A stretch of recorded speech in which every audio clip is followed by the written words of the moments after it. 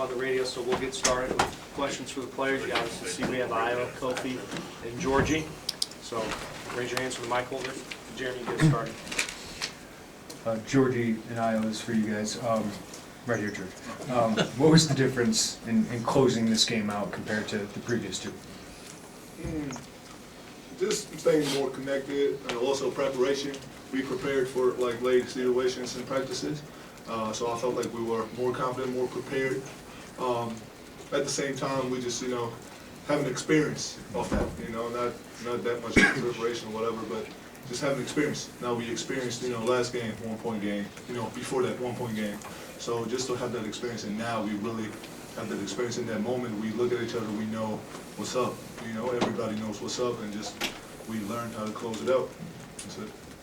Giorgi, when Kofi was heading to the line at the end of the game, you kind of pulled him aside. Just what was the message that you were giving him in that big moment when he was about to shoot those free throws? I was just telling him how great of a player he is, just to come down and just do what he do, step up, knock down 2 shots, and just, just compliment him how great he is. That's it.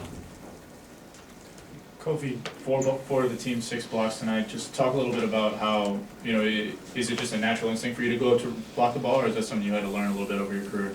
I definitely had to learn it. Wasn't always really a good shot, always a good shot blocker, Me and Ayo, we communicate a lot on those block shots. He told me he was going to ride the hip, and I was supposed to go get it, and I trusted him. He rode the hip, and I just went and get the block. Hi, Kofi and Giorgi. So you guys were effective in kind of limiting the guards' lane, and they were trying to take it to the basket. I was wondering what kind of went into that production, and was that a particular emphasis for you guys today?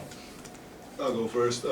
We just played, our game plan was to let them play 2 and 2 and take away the threes. So basically just have a big, either Kofi, who was guarding, who Kofi was guarding or I was guarding, and they went to pick and roll with Simpson and just keep it 2 and 2.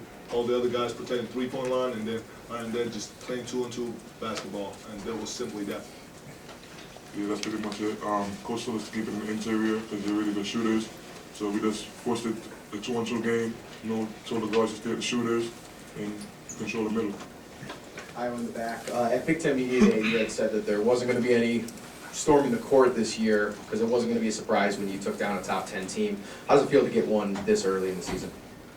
I mean, it feels great, especially coming off to the Saturday's game against Maryland.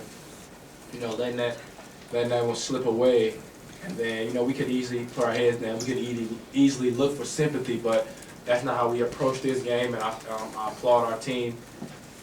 We came ready to play. We came prepared. And, what you put in, you get out.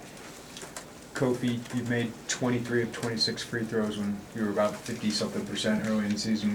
How are you feeling up there? What's the difference for you? At the beginning, I guess I was kind of timid, going to the free throw line.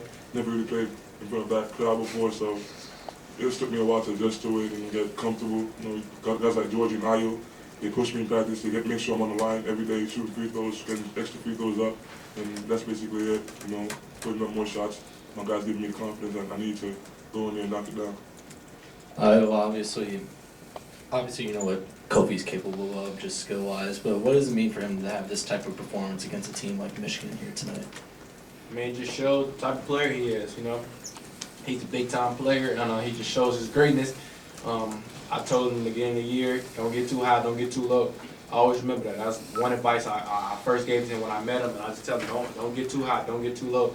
I mean, he knows he's a great player. He knows he can be better, and he just accepts being great. He loves the big moments. Giorgi, you got your ball grabbed a couple of times, turnovers, held ball in the first half. Does that have anything to do with why you finished with such intensity and anger? Maybe.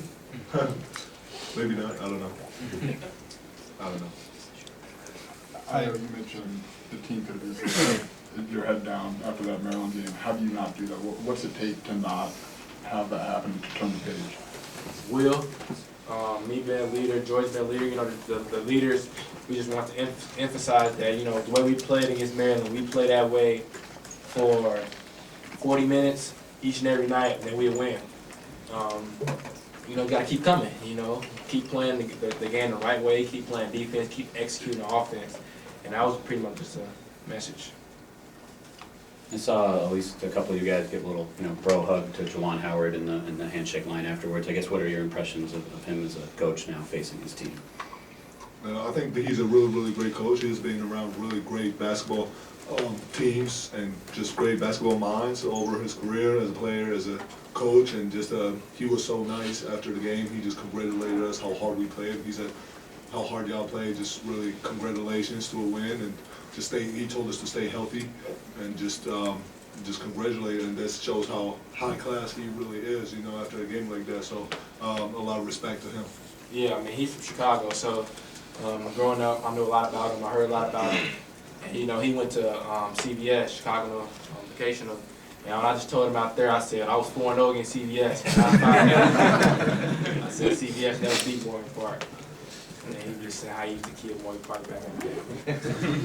Thanks.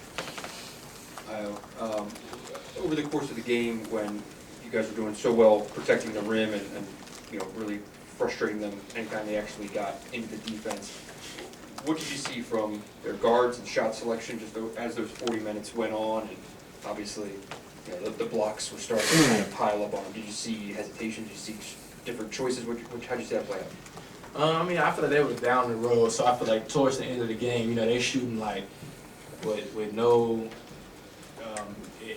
nothing that you could lose. You're down the road, down 7, down 8 points on the road, so I feel like they got a little more confidence. But like I said, I tell Giorgi, and I turned the ball up one time, Giorgi chased it down, blocked it.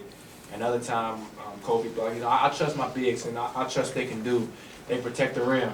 So, if I get beat or I let someone get an edge on me, I know Kofi got my back, I know Giorgi got my back. And even if they do hit a pull-up, I mean, I tip them off, good shot. You can't do it for 40 minutes, though. If we keep applying the pressure we apply, for 40 minutes, it won't happen. That's just my motto. Yes, sir. Kofi, a two-part question back here in the very back, Kofi. You played with a lot of emotion, and first of all, that emotion that tonight, was that typical for you? And I guess the second part, the emotion where you caught the referee, kind of described that play, unfortunately, I have to ask. Yeah, Giorgi gave me a little bit of coffee before the game. That's a big part of it. Yeah, I'm just a really emotional guy. My team's been through a lot. We lost tough games, and I just love them so much. So in that moment, we're winning and we're up, and it's just basically me being passionate, about the game. And unfortunately, I hit him, and I went to see him after and told him I was really sorry about it. He wasn't really mad at me, but still felt like I needed to tell him as a man that I'm sorry. So that's just my passion, my love for the game. Ayo, you guys have had a really tough game against Maryland, like you mentioned. You now come back and beat the number 5 team in the country in Michigan. Do you feel like you guys are getting some swagger now, and you guys can use this going forward? I feel like we always had the swagger. Just the outcome didn't come. Against Arizona, I thought we played one bad half. That cost us that game. And the Maryland game, I feel like we played. The Miami game, I thought we played a bad half. That cost the game. And the Maryland game, we just couldn't close. But I feel like the way we playing now, definitely, is a great way to play. We're playing with more intensity and we're playing with more confidence. So hopefully we just keep things rolling. We knew this will happen. Now it's all about sustaining. Giorgi, there was a play when you were checking in. It looked like you yelled at Dre what the play was, and it ended up with Trent got a steal. And what did you see on that play? How did you know that was coming?